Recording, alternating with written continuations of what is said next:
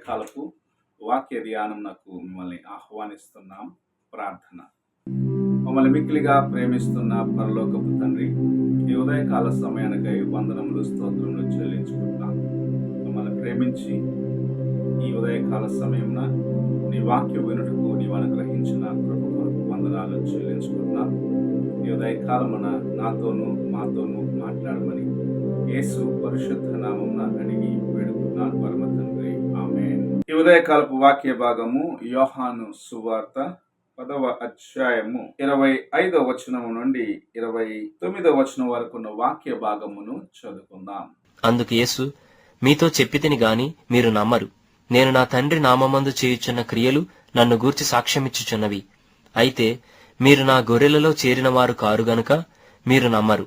నా గొర్రెలు నా స్వరము వినును, నేను వాటిని ఎరుగుదును, అవి నన్ను వెంబడించును. నేను వాటికి నిత్యజీవము నిచ్చుచున్నాను గనుక అవి ఎన్నటికినీ నశింపవు. ఎవడునూ వాటిని నా చేతిలో నుండి అపహరింపడు.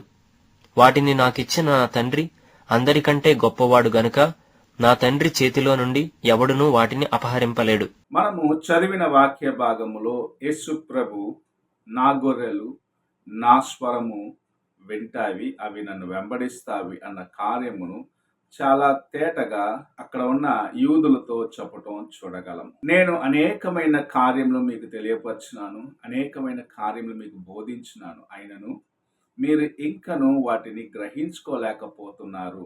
ఇంకా మీలో అనేకమైన అనుమానాలు, సందేహములతో కూడిన కార్యములు మీలో నింపబడిన దాన్ని బట్టి నా కార్యములు మీరు గుర్తించలేకపోతున్నారు అని చెప్పుతూ ప్రభు వారిని చూసి చెప్పిన మాట, మీరు నా గొర్రెలు కారు అని. ఈ ఉదయకాలమున నీవు నేను ఆయన యొక్క గొర్రెగా ఉన్నామా అని పరీక్షించుకోవాలి. అనేక సార్లు మనము దేవుని యొక్క స్వరము వింటాం, దేవుని కార్యములను జీవితంలో అనుభవిస్తూ ఉంటాము.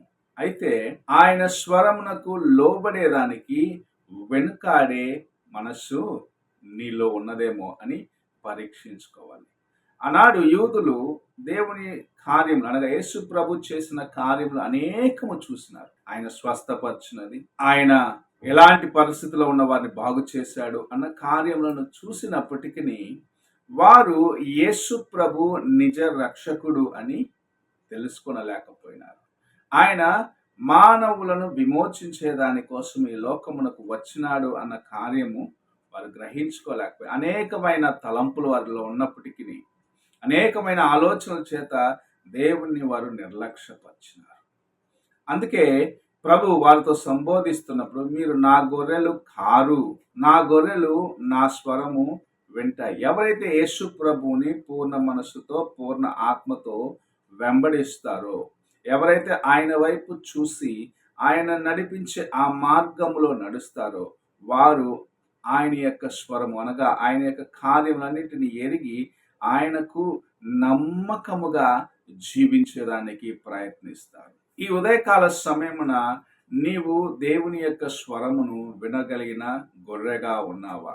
ఆ స్వరమునకు లోబడే గొర్రెగా ఉన్నావా అని పరీక్షించుకోవాలి. ఒక కాపరి యొక్క స్వరము గొర్రె ఎక్కడ ఉన్నా గుర్తిస్తుంది. ఎందుకు పిలుస్తున్నాడు అనేది కూడా గొర్రెకు బాగా అర్థమైంది. ఆ గొర్రెల కాపరి ఎక్కడ నుండి ఒక శబ్దము వేసినను విన్న వెంటనే గొర్రెల కాపరి దగ్గరికి అనగా ఆ కాపరి దగ్గరికి అవి వెంటనే చేరుకుంటాయి. దేవుని స్వరమును విని ఆయన యొక్క స్వరమునకు లోబడి ఆయనను వెతుక్కుంటూ ఆయన చెంతకు చేరే వ్యక్తులుగా ఉండాలి, అనగా ఆయన గొర్రెలుగా ఉండాలని ప్రభు ఆశిస్తూ ఉన్నారు. ఆయన నిన్ను ప్రేమిస్తున్నాడు, నీవు ఆయన స్వరమును వింటావని విశ్వసిస్తూ ఉన్నాడు. ఈ లోకంలో అనేకమైన ఆకర్షణకరమైన కార్యములు ఉన్నాయి.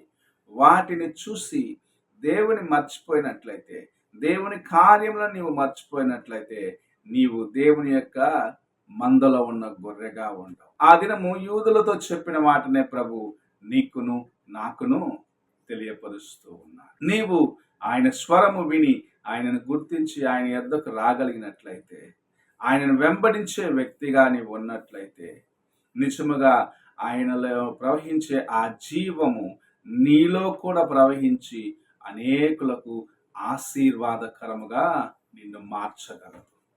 ఈ ఉదయ కాలమున నీవు ఆయన స్వరమును విని గుర్తిస్తున్నావా? ఆయన నిన్ను హెచ్చరించినప్పుడు ఆయనకు లోబడుచున్నావా? ఆయన మాటలు నీ హృదయంలో భద్రపరుచుకుంటున్నావా అని పరీక్షించుకునే సమయం ఇది. నిన్ను ప్రభు ప్రేమతో పిలుస్తూ ఉన్నాడు, నా యొద్దకు రమ్మని, నాతో నీవు కలిసి ఉండమని, నా గొర్రెగా నీవు ఉండమని ఆయన నీకు ఆహ్వానం అందిస్తున్నాడు.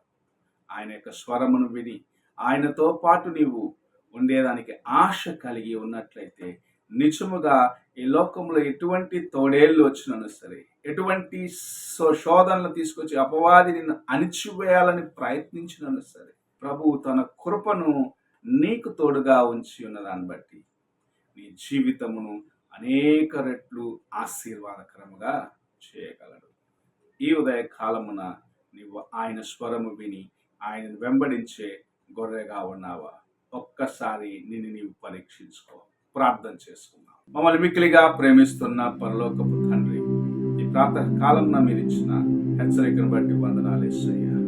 మేము నిన్ను వెంబడించాలి, నీ యొక్క నాయన స్వరమును విని నిన్ను గుర్తించి నిన్ను వెంబడించే గొర్రెగా ఉండాలని నీవు ఆశిస్తున్నావు తండ్రి.